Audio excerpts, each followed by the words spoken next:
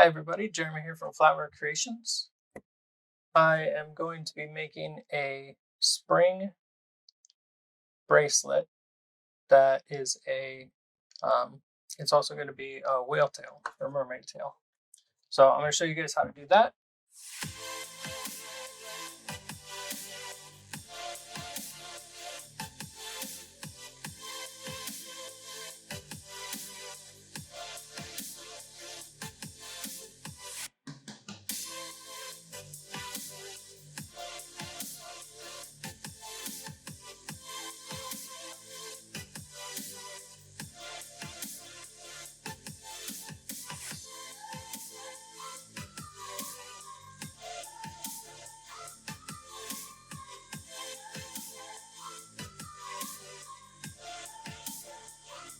So I'm going to show you what I am going to be using today.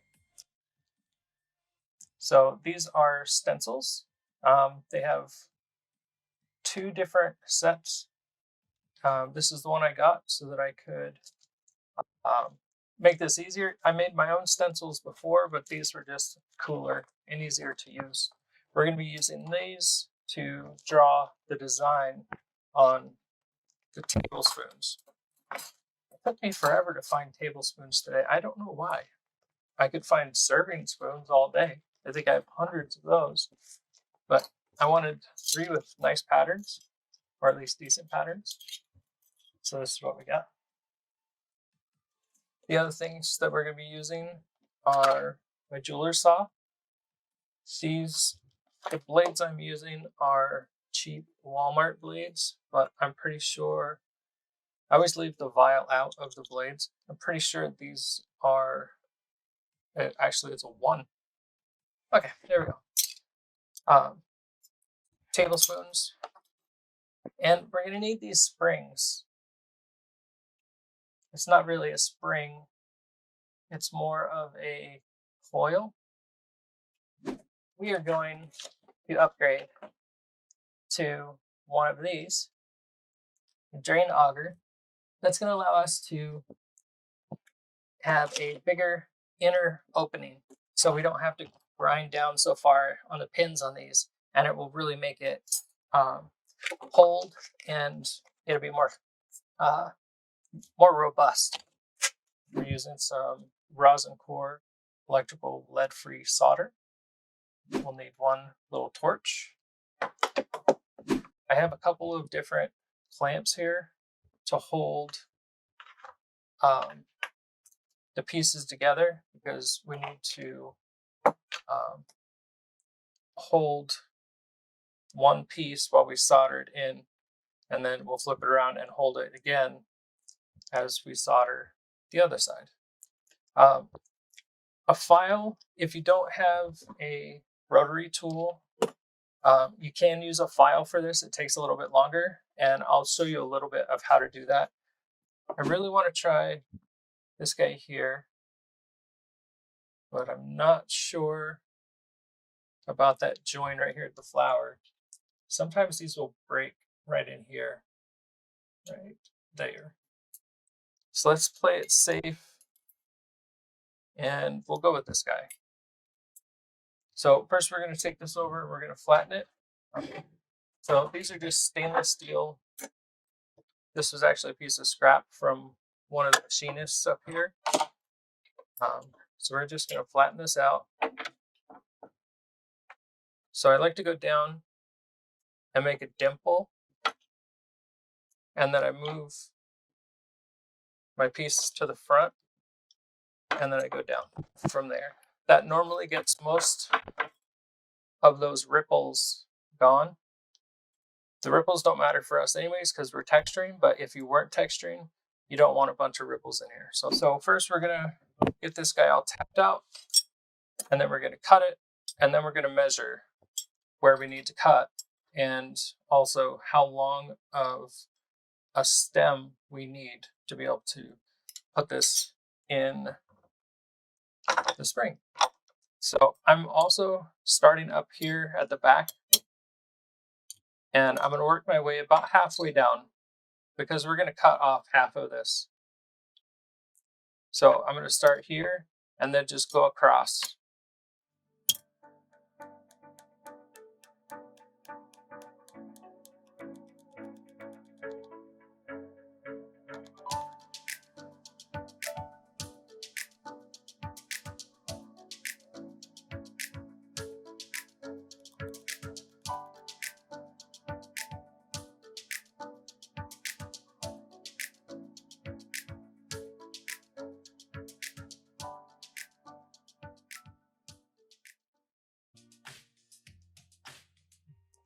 So now it's just dimpled.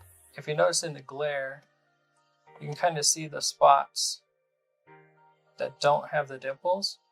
What I've noticed is if you just kind of go back over those a little bit, it will, just a couple of taps, you'll be able to get those worked out real quick. So here's what I'm gonna do.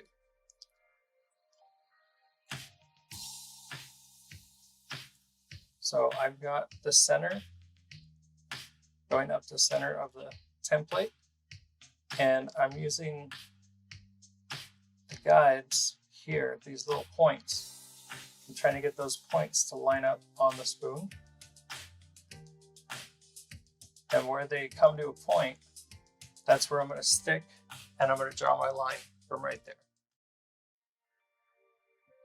And up here on these corners, I'm going to kind of leave these here until we get closer to seeing the actual shape, because sometimes these up here are perfectly fine. So you can see the pattern.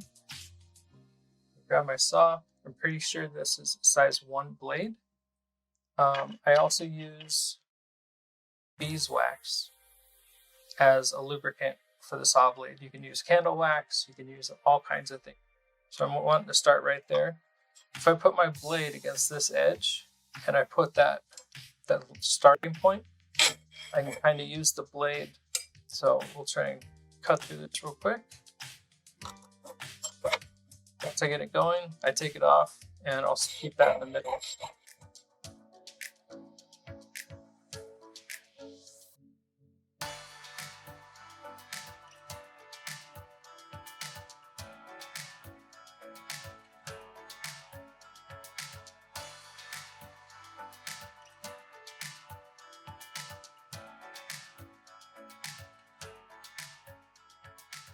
All right, so this part, I always put right in the corner, because if your finger's here, you're gonna slice right into your finger. So right at the end of the cut, I'll put it right in that corner so that it goes through. It really has nowhere to go.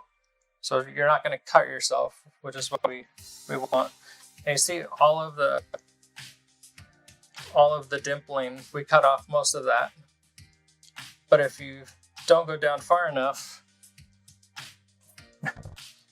it's a little bit of a pain to do it later on. And this way it's all even all the way across the board.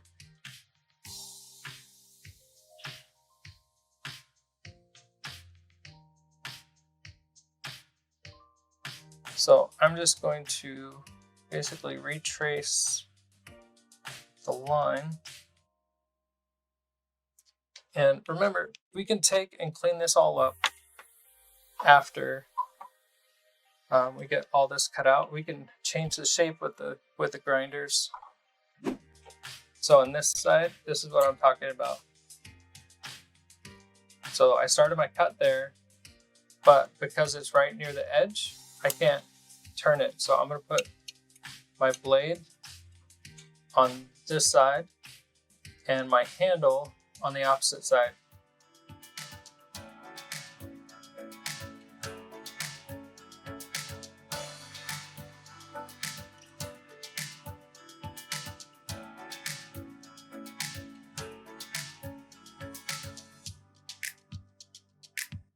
It looks really crazy right now.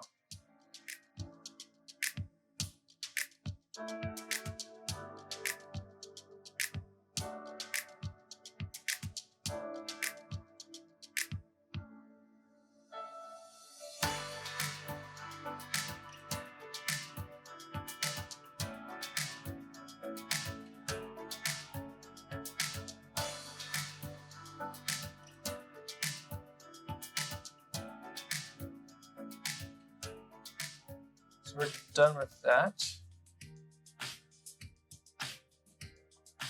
So I'm using a drum here. It's the same size. Yeah. So it's a medium grit. I'm gonna go around and get all of these saw marks out of here.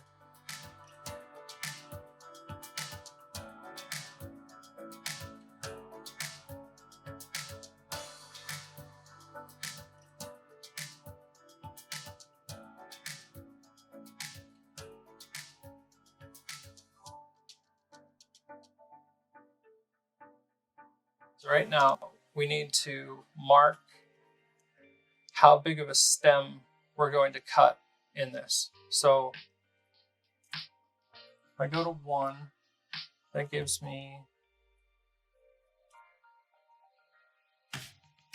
2.5 inches. 2.5 inches. Let's do a 1/4 inch. So I'm going to mark up my line 1/4 inch right here. I'm going to mark this one a 1/4 inch also.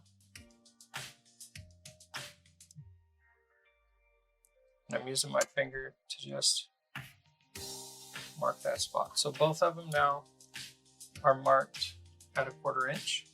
I'm just going to do this because it's a good starting point right there in the center. Same thing with this one.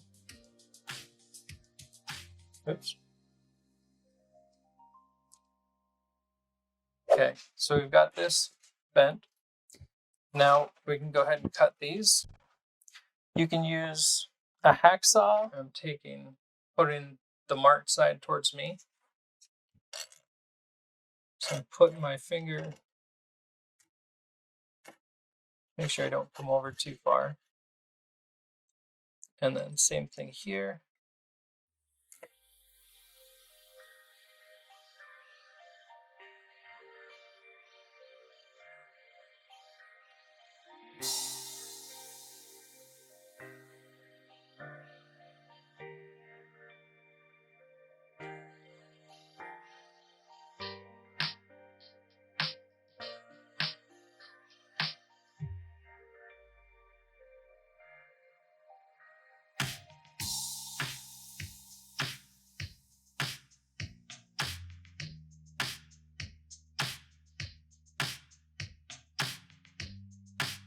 So we want to really carefully get these bent without breaking off our pegs.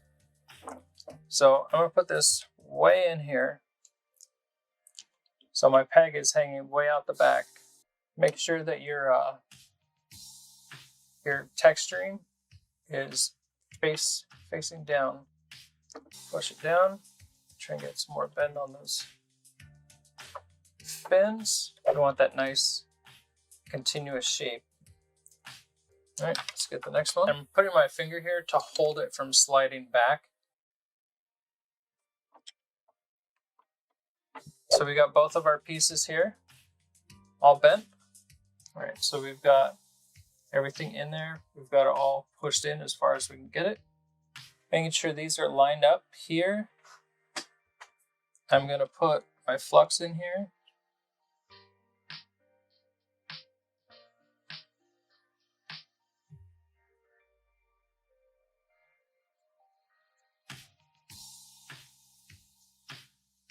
Just want to make sure it's in there. I'm just going to heat the spot where I want the solder to flow. We want the solder to get down in here and cover up our entire stem. So we get a really good connection and we don't have to worry about it breaking on us. And I just watch for the flux to start going.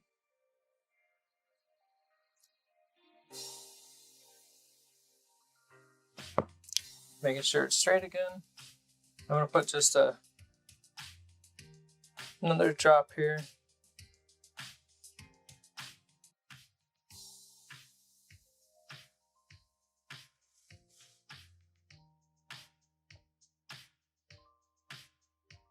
So I got that one on there. I want to make sure we have enough in there to really hold on to it.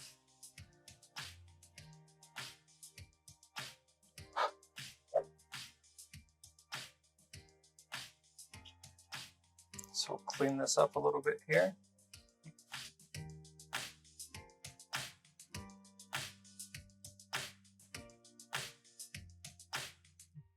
I want to make sure that these are squared. So right now, if you bend this too much, you're going to bend your tips. Okay, so we're straight there.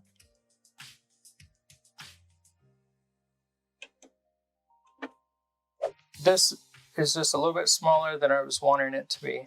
So this was a tablespoon to start with.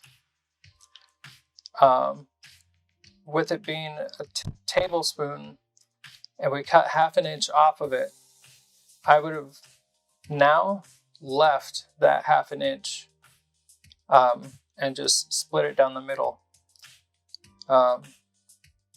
Yeah, I would make this just a little bit longer for a tablespoon. A lot of times I'll make these whale tails. They'll be made out of serving spoons because they're like that much wider. So they really fill up your hand. No sharp edges, so we're not cutting ourselves. Yeah, awesome. I hope that helps. Thanks for joining me. If you've liked this video at all and found it useful for you, please subscribe, share, hit the like button. I always love comments, and I will be doing a lot more of these.